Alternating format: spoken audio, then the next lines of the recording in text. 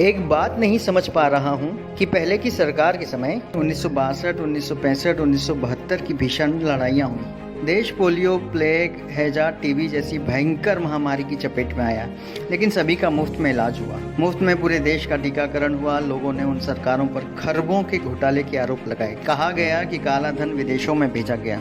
कथित भ्रष्टाचार की खूब चर्चा रही। बावजूद इसके देश में बहुत सारे सरकारी कारखाने व कंपनियां खड़ी हुई। सरकारी अस्पताल, सरकारी कॉलेज, सरकारी स्कूल बने। सरकारी नौकरियों में कोई कमी नहीं रही। लोगों को नौकरियां दी गई। जो व्यक्ति इंटर मैट्रिक पास कर जाता था उसे घर से बुलाकर नौकरियां दी गई। तनख्वाह में कोई कमी नहीं रही। भत्ता हर वर्ष लगातार बढ़ता था। महंगाई भत्ता 131% तक दिया गया। सबसे अधिक वेतन वृद्धि छठे वेतनमान में मिली। सरकारी कर्मचारियों को पेंशन दिया जाता था। देश की जीडीपी 10% से ऊपर थी। आखिर तमाम घोटाले और भ्रष्टाचार से घिरी सरकारें यह सब कैसे कर लेती थी, जो दिव्य महापुरुष की सरकार नहीं कर पा रही है? जबकि वे विदेशों से काला धन वापस ले आए। नोटबंदी से भी देश का काला धन वापस आ गया। जीएसटी से सरकारी खजाना भर गया।